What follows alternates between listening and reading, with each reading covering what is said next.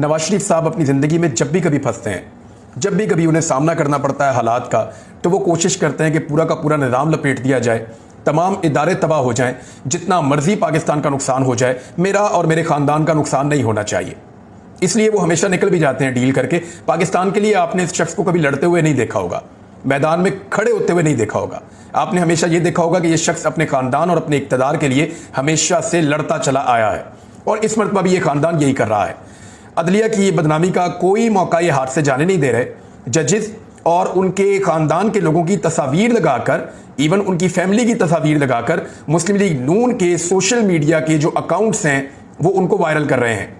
ना सिर्फ वायरल कर रहे हैं बल्कि इन अकाउंट्स को मरियम नवाज फॉलो भी करती हैं, और बहुत सारे ऐसे अकाउंट्स जो हैं उनको आइडेंटिफाई किया गया है जो अदलिया के ऊपर एक घिनौनी किस्म की प्रोपेगेंडा कैंपेन चला रहे हैं।